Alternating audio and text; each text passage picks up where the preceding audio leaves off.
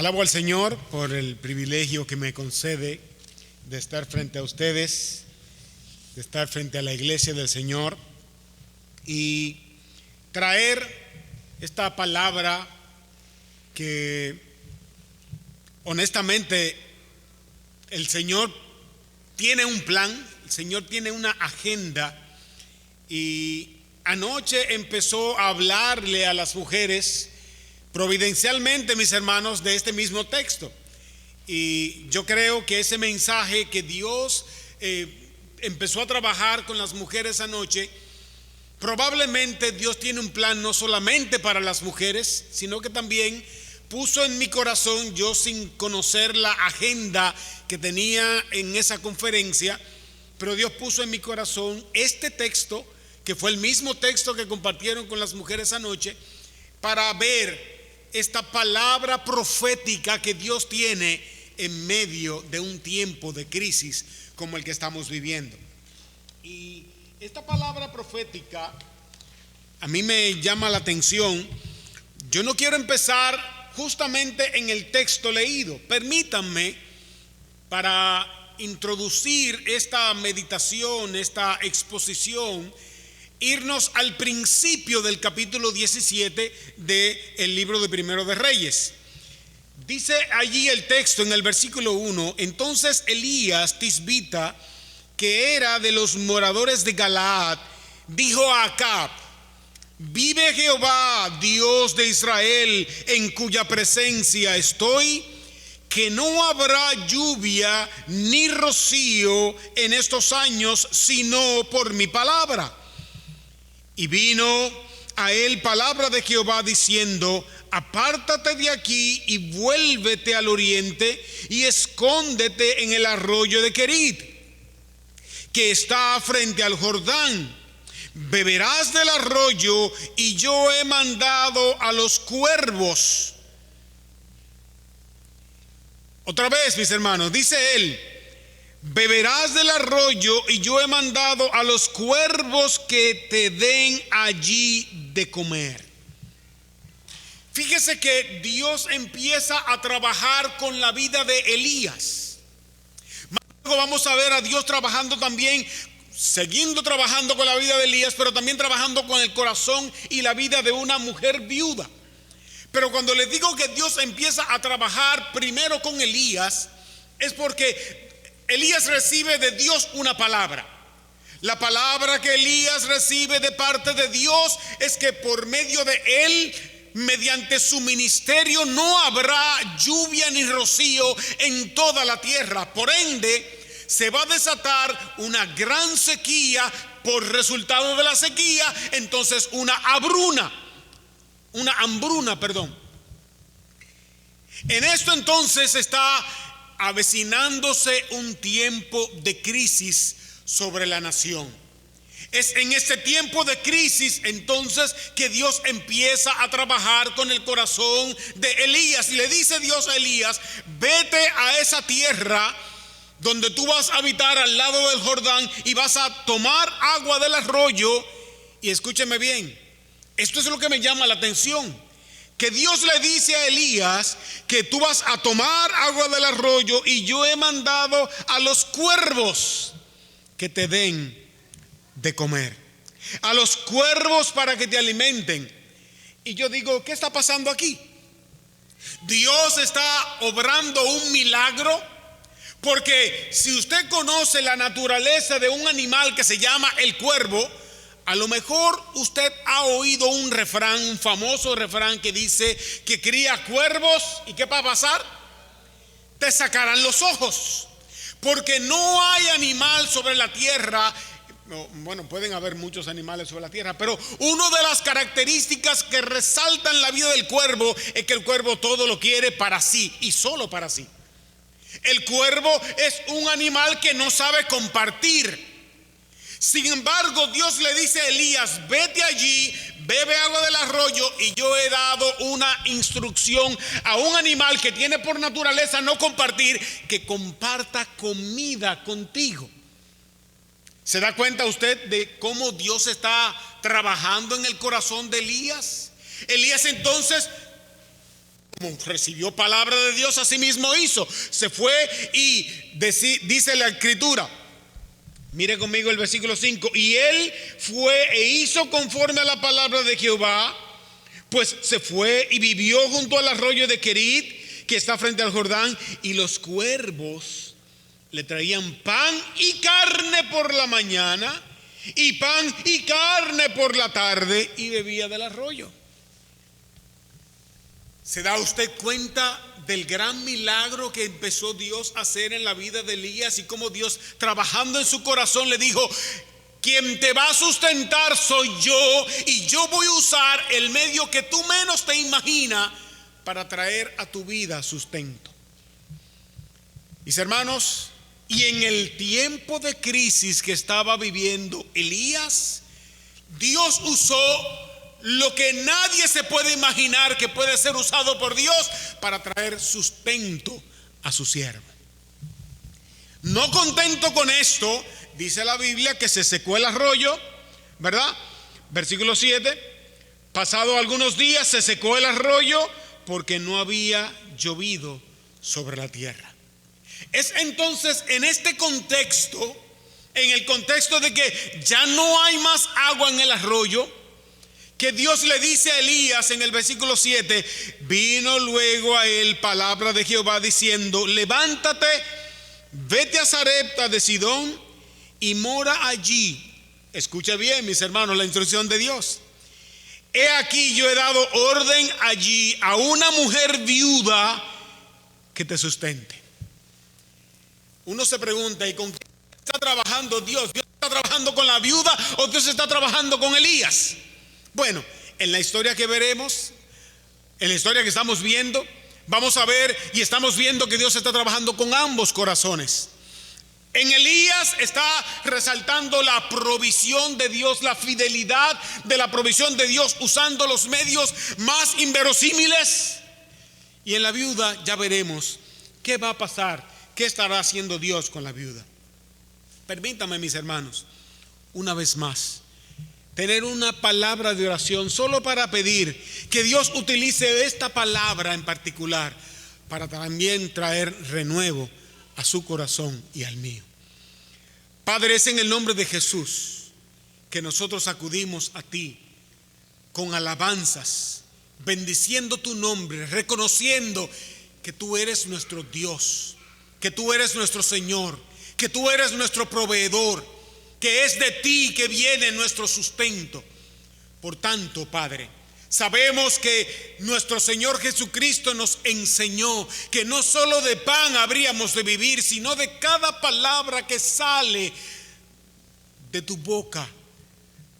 Tu palabra revelada, la que tenemos delante, es el alimento de nuestras almas.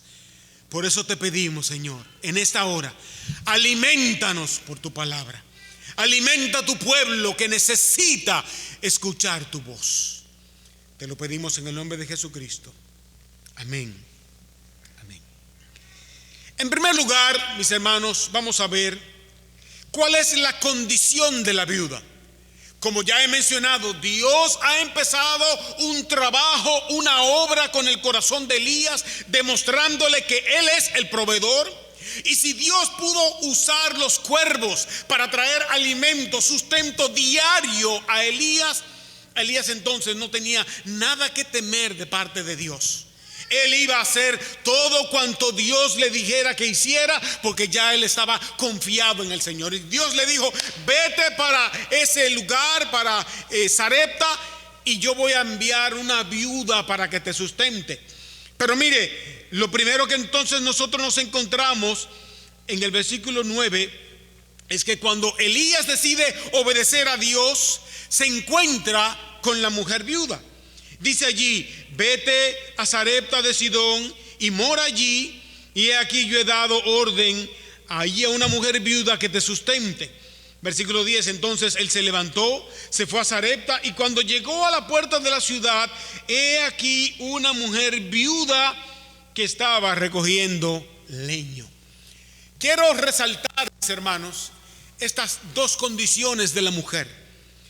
Esa era una mujer viuda Y dice el texto de la escritura que estaba recogiendo leño. Vamos a ver después cuál era el objetivo que ella tenía por el cual estaba recogiendo leño. Pero quiero resaltar su viudez.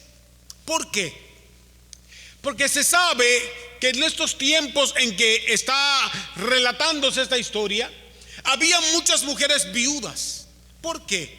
Porque los hombres, los principales elementos de ir a la guerra, y cada vez que había una guerra, los hombres salían a pelear, y había muchas viudas, porque había muchas bajas, había muchas muertes. Y obviamente esta mujer parece que había sido víctima de una situación semejante.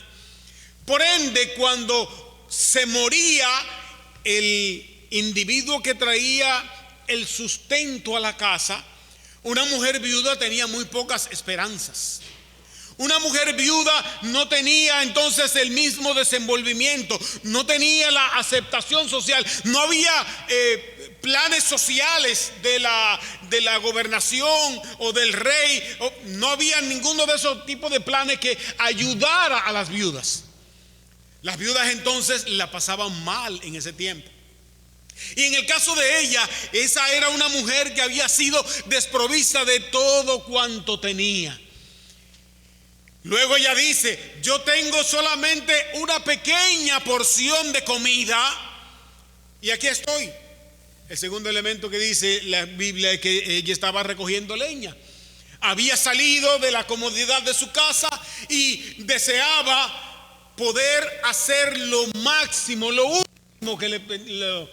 último que ella podía hacer era recoger leña para ir y cocinar, y como dice, a morir. Ella tenía entonces su condición de viuda y estaba activamente buscando la manera de sobrevivir recogiendo leña. En segundo lugar, mira entonces la instrucción profética para la viuda, la instrucción que le da Elías a esta mujer viuda. La segunda parte del versículo 10 dice: y él la llamó y le dijo: te ruego que me traigas un poco de agua en un vaso para que yo beba. ¿Qué le está pidiendo Elías? ¿Usted recuerda, mis hermanos, de dónde estamos viniendo? ¿Cuál es el contexto? El contexto es que Elías mismo había orado. Dios le había dicho a Elías: ora y dile a Acab que no va a haber agua, no va a haber lluvia ni rocío, sino por tu palabra. Entonces, en este momento el arroyo de Kerit se secó. ¿Qué significa eso para ustedes? Significa que ya se está sintiendo los efectos de la sequía. Y entonces Elías llega donde esta mujer viuda, la ve trabajando leño y le pide un líquido precioso en medio de una sequía. Le dice él: tráeme un vaso de agua. Imagínese usted en este momento qué será lo precioso que pueda tener una persona en sus manos.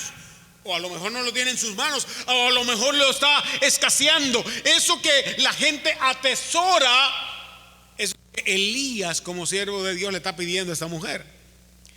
Y esta mujer parece ser alguien de buen corazón.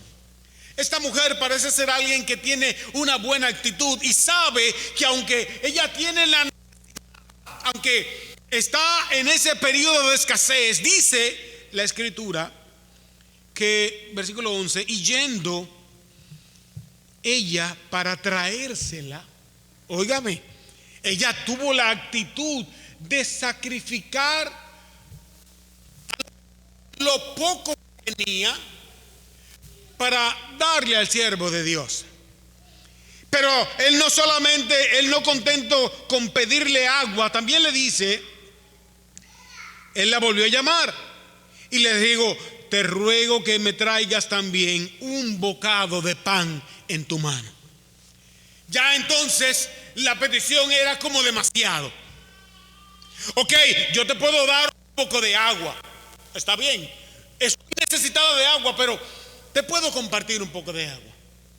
Pero Elías no se conformó con pedir agua, él también le pidió un pedazo de pan. Ahí es donde entonces Elías pidiéndole agua en tiempo de sequía, pidiéndole pan en medio de hambruna, de escasez. La mujer le da una respuesta. En tercer lugar, entonces, la respuesta de la viuda es una respuesta de desesperanza. En el versículo 12, ella respondió: ¿vive Jehová tu Dios? Fíjese, ella reconoció que delante de quien estaba era un siervo de Dios. Era ciertamente alguien con autoridad divina, que ella no se estaba sometiendo a la instrucción de un cualquiera, ella se estaba sometiendo a la instrucción de un siervo de Dios. Y ella le dice: mira, como vive Jehová tu Dios, no tengo pan cocido, solamente un puñado de harina tengo en la tinaja y un poco de aceite en la vasija. Y ahora recogía 2 leños para entrar y prepararlo para mí y para mi hijo, para que lo comamos y nos dejemos morir. Esta mujer le está diciendo al siervo de Dios: siervo de Dios, yo estoy desprovista de todo. Yo estoy desprovista hasta de lo básico. Y los recursos que yo tengo para administrar son muy pocos, son muy limitados. Yo solo tengo un puñado de harina y un poquito de aceite en una vasija. O sea, yo tengo muy poco. Y de eso poco que tengo, mira cuál era mi plan. Mi plan para responder ante la crisis era recoger recoger esta leña que estoy haciendo en este momento, para cocer ese pan en un horno, comerlo juntamente con mi hijo y echarme a morir. Esta mujer le está diciendo al siervo de Dios: yo no tengo esperanzas de vida. Ya para mí las esperanzas de seguir adelante se acabaron. Lo que tengo, este poco recurso que tengo, es precisamente para echarme a morir. Mis hermanos, y muchas veces nosotros nos sentimos de la misma manera. Muchas veces nosotros nos vemos delante de la situación de crisis y decimos: no hay respuesta. Y decimos: no hay salida. Ya no hay para dónde ir. Todos mis recursos los he agotado en el proceso. Y el último recurso que tengo, así el fondito que tengo, ya eso lo voy a gastar para morirme, echarme a morir, porque no tengo esperanza, no tengo salida, ya no tengo solución. ¿Y cuántas veces nosotros, en medio de la condición en que estemos, cual sea, el mundo de hoy está viviendo una crisis que tiene a toda la población en desesperanza? ¿Sabe por qué? Porque usted no sabe si hay una vacuna. Y si hay la vacuna, sí es verdad que hay una vacuna, pero entonces no sabemos si es de verdad que va a funcionar. Y que algunos se la ponen, algunos no se la ponen, unos se mueren, otros sobreviven. Y toda esta pandemia nos tiene en crisis. Yo sé que usted recuerda, al principio de la pandemia, eso fue en todo el mundo, que los supermercados empezaron a desabastecerse. La gente estaba corriendo y armándose, y que ya, ahora sí es verdad que se acabó todo. La gente empezó a hacer crisis de desesperanza, y a lo mejor esa crisis de desesperanza aún está tocando tu puerta. Es allí entonces cuando viene la promesa profética para la viuda. Versículo 13 y versículo 14. Y escúchame bien, mis hermanos. Esta promesa profética, esa palabra profética que yo quiero compartirte en el día de hoy, es esa misma palabra profética que aplica al tiempo de crisis de esta mujer viuda, aplica al tiempo de crisis que vivimos hoy en día como mundo. Dice la palabra de Dios: Elías le dijo: no tengas temor. ¿Alguien dice amén? Mis hermanos, En tiempos de crisis, escucha la voz de Dios. No tengas temor. Lo que primero debe llegar a nuestras mentes no es que estamos en escasez, no es que estamos en desprovisión, no es que estamos en alerta. Lo primero que debe llegar a nuestras mentes es que Dios nos dice: no tengas temor. ¿Acaso no es Dios el que pelea por nosotros? ¿Acaso no es Dios el que nos libra de cualquier situación? ¿Acaso no es Dios quien está a favor de nosotros? Y dice Pablo, escribiéndolo: si Dios es con nosotros, ¿quién contra nosotros? Si es Dios quien está delante de nosotros, ¿quién se puede parar delante de nosotros si vamos en el nombre del Señor? Fueron las mismas palabras que le dijo David, este pequeño muchacho, a ese gigante Goliat: tú vienes a mí con espada y jabalina, yo vengo a ti en el nombre de Jehová de los ejércitos, y tú no te vas a parar delante de mí. Yo te voy a derrotar y te voy a ganar y te voy a arrancar la cabeza, porque yo voy en el nombre de Jehová. El pequeño David le dijo eso. ¿Por qué? Porque él era fuerte, porque él era grande, porque él iba en el nombre del Señor. Y él sabe que en el nombre del Señor conquistaría, ganaría la batalla. Por eso lo primero que le dice es: no tengas temor. Ve, haz como has dicho, pero aquí voy a probar tu fe. En este momento, dice Elías, yo voy a probar si tu fe es genuina. Haz primero para mí de ello una pequeña torta cocida debajo de la ceniza y tráemela, y después harás para ti y para tu hijo. Lo que Elías le está pidiendo, mis hermanos, es algo descabellado. Yo quiero que en este momento usted se ponga en la condición de la viuda, y usted se ponga en la condición de esta mujer, que un siervo de Dios le dice: mira, lo que tus planes son buenos, pero dentro de tu plan yo quiero que tú hagas una parte, y como tú reconoces que yo soy un siervo de Dios, tú me vas a servir a mí primero, y después tú vas a hacer para ti. Le pregunto, hermano, ¿usted cree que eso es una buena oferta para usted? Esa oferta significa: mujer, despójate de los deseos que tú tienes para ti misma. Dale un voto de confianza a Dios. ¿Cree usted que es un buen plan? Decir: no, tú ponte en segundo plano, dale prioridad a Dios. Yo te pregunto, hermano, ¿acaso eso no es un mensaje que tú y yo tenemos que interiorizar en el día de hoy? ¿Sabe qué piensa la mayoría de la gente en el día de hoy? No, hermano, yo tengo que cuidarme.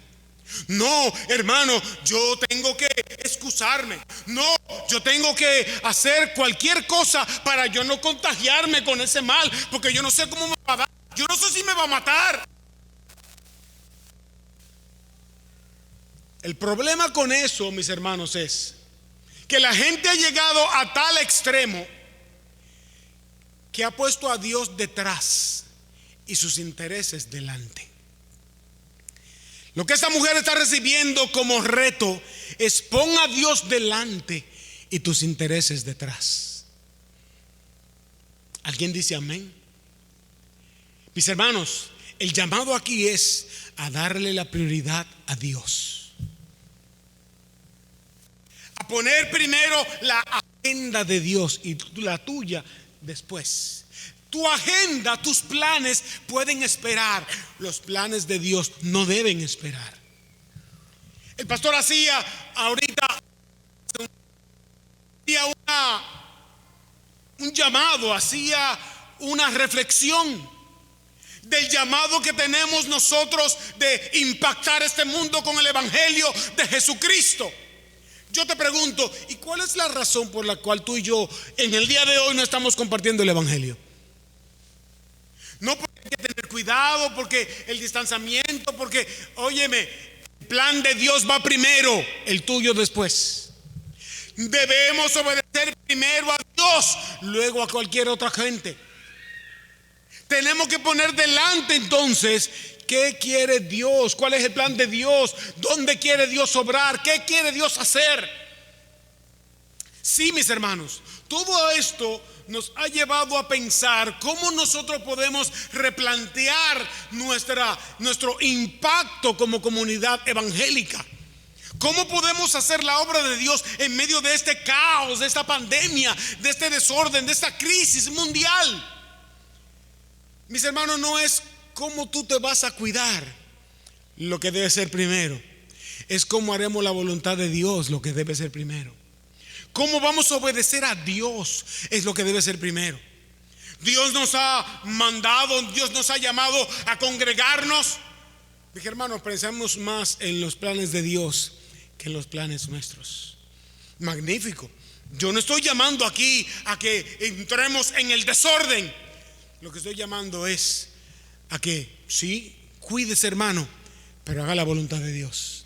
Sí, tome todas las previsiones del lugar, pero no deje de obedecer a Dios.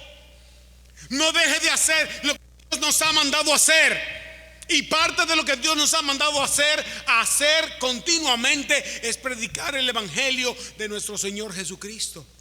Ese que vino a esta tierra, murió en una cruz por tus pecados y por los míos, fue levantado de entre los muertos y ascendió a la diestra de la majestad de Dios, y está allí y pronto volverá. Pronto vendrá nuestro Señor Jesucristo y levantará a aquellos que le esperan. ¿Eres tú uno de los que espera al Señor? Gloria a Dios. Amén. Así es. Dios le dice a través de Elías a esta mujer: dame el primer lugar a mí.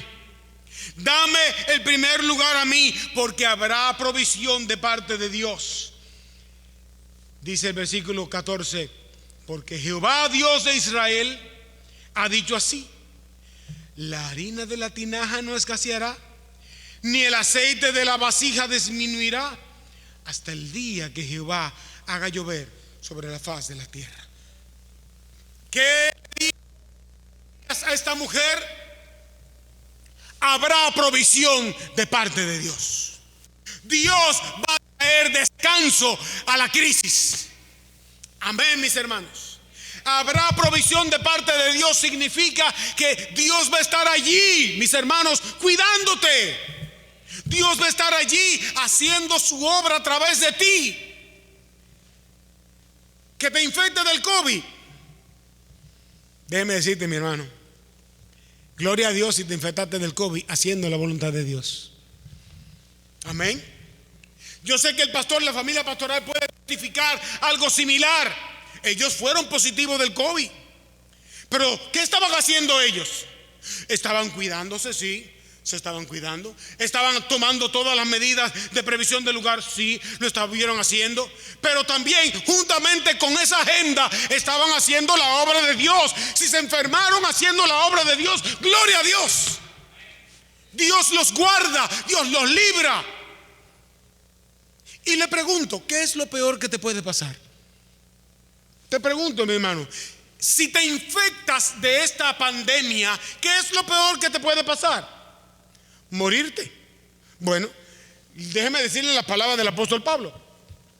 Pablo decía: para mí el vivir es Cristo, y si me muero, gano. ¿Usted puede decir lo mismo? Vivir es Cristo y morir es ganancia. Pero como el plan de Dios es el que se ejecuta, mi hermano, no importa cuál sea tus planes, Dios tiene su agenda. Y si Dios quiere que tú sigas en esta tierra viviendo para hacer la voluntad de Dios, no hay COVID que te mate. Amén, pastor. Si Dios tiene su agenda, que el COVID, eso es parte del propósito de Dios. Eso es parte de la agenda de Dios. Si Dios tiene un propósito contigo que va a sobrepasar eso, amén, así será. Porque si tú no te mueres de COVID, Te puede morir de cualquier otra cosa. Pero lo más importante, mis hermanos, no es la vida o la muerte.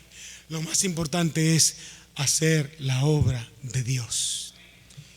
Y él le dice: ¿habrá provisión de parte de Dios? Dios va a traer descanso de la crisis. Yo no sé cómo, mis hermanos, pero Dios va a traer descanso de esta crisis. Amén.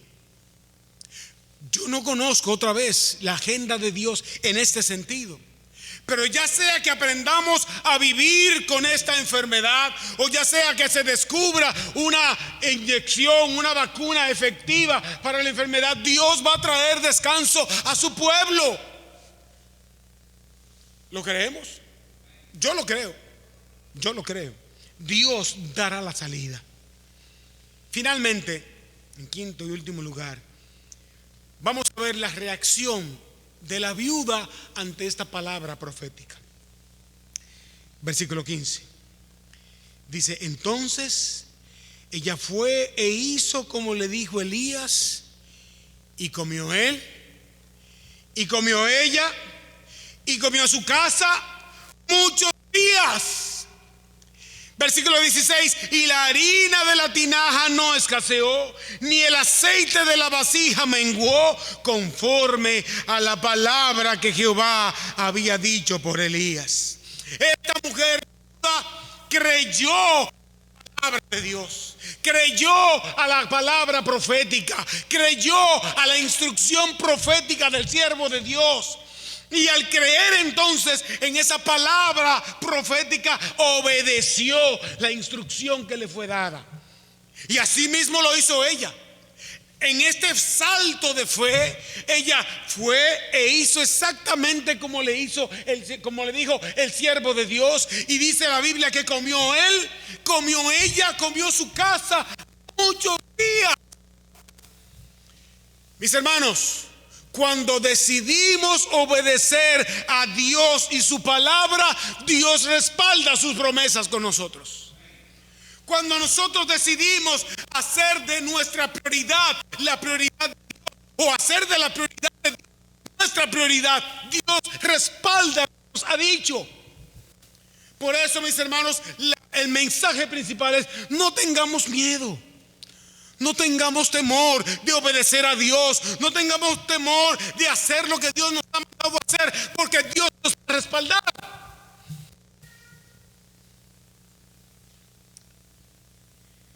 El que obedece la palabra de Dios, Dios honra su promesa. ¿Sabe una cosa? La palabra de Dios dice de Dios que Dios no es hombre para mentir, ni el hombre para arrepentirse. Lo que Dios ha prometido, Dios lo hará. Porque las promesas de Dios son en el sí y en el amén. En Dios, cuando Dios ha hecho una promesa, mis hermanos, Dios se compromete consigo mismo a cumplirla. Y si es promesa de Dios, mi hermano, mire, créalo, cierre los ojos y láncese a lo que usted cree que es un vacío, porque Dios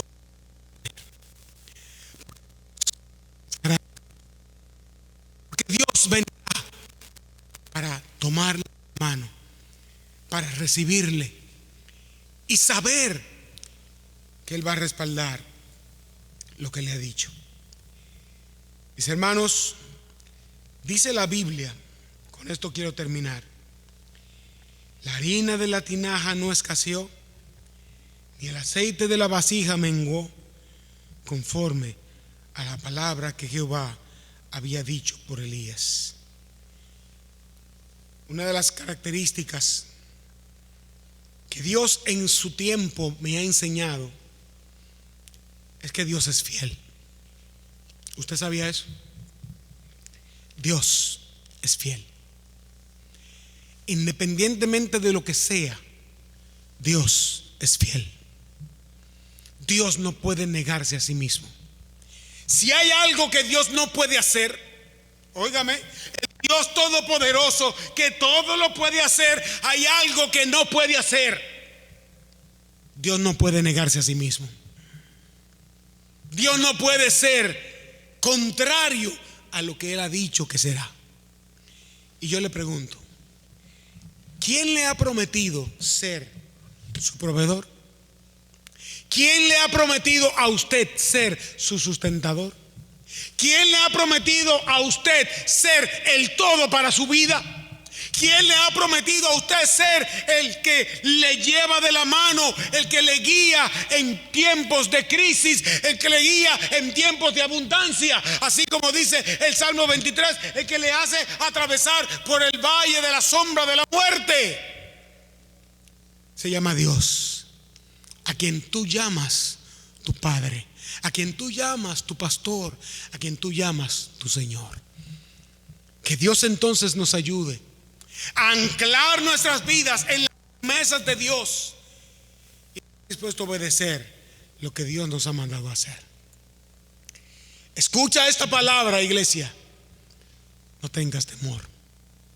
No tengas temor de hacer la obra de Dios, porque Dios está de tu lado. Oremos. Padre, oramos en el nombre de Jesús. Una vez más nos postramos ante tu majestad. Reconocemos tu presencia en este lugar. Y reconocemos que tú tienes una palabra para tu iglesia. Y en los tiempos en que nos ha tocado vivir, gracias, Señor, por decirnos que no debemos tener temor. Que tú estás con nosotros. Que tú eres nuestro sustento, que tú eres nuestra ayuda. Gracias, Dios, por estar aquí. Gracias por llevar a tu pueblo a pastos verdes, a aguas frescas, donde hemos podido comer y encontrar reposo. Gracias porque tú nos sustentas con la diestra de tu justicia. Tú eres nuestro Dios y tú eres el que nos lleva de la mano. Dice tu palabra que nuestras vidas están en tus manos y no hay nada ni nadie que nos pueda arrebatar de las manos de nuestro Señor. Ni hambre, ni desnudez, ni espada, ni peligro. Nada nos puede separar del amor de Dios en Cristo Jesús. Por eso, Señor, estamos confiados en ti, confiados en tu providencia, confiados en tu intervención, confiados en tu propósito, que tú lo cumplirás en nuestras vidas, en vida o en muerte. Otra vez, muchas gracias, Señor, por lo que tú sigues haciendo en medio de tu iglesia. Oramos en el nombre de Jesús. Amén. Pastor.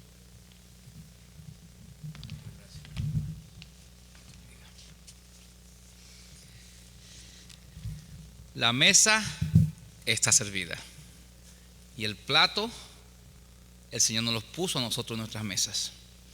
Esperamos que el Santo Espíritu pueda, a partir de ahora, con este mensaje de esperanza, un mensaje de aprender a descansar en Dios, que Él tiene el control de nuestras vidas. Pastor Fidel, gracias una vez más por estar aquí entre nosotros, y créeme que el Señor es bueno porque Él habla a su pueblo a través de mensajes como estos. No importa cómo esté su familia, no importa cómo esté la vacuna, no importa cómo esté la pandemia, no importa cómo estén los aeropuertos, no importa cómo esté lo que esté, nuestra confianza plenamente es en el Señor. Padre, una vez más, bendecimos tu nombre, mi Señor, y gracias por este tremendo mensaje, mi Señor, de tu palabra. Un mensaje esperanzador y un mensaje donde la dependencia de la iglesia sigue estando en las manos tuyas. Gracias por el pastor Fidel González, que estuvo aquí en el día de hoy, su esposa, mi Señor. bendice a su hija. Gracias por ellos, guíalos en el camino dentro del llamado transformador que tú sigues teniendo en los de ellos. República Dominicana, sanos y salvos, mi Señor, y que podamos pronto, mi Señor. Gracias por cada una de las familias aquí presentes. Bendícelas, mi Señor. Del Santo Padre, la guía del Espíritu Santo y la sangre salvadora de nuestro Señor Jesucristo nos acompañen hoy, mañana y siempre. Y el pueblo del Señor dice amén. Amén. Dios les bendiga. Salúdense y hasta el próximo evento de servicio.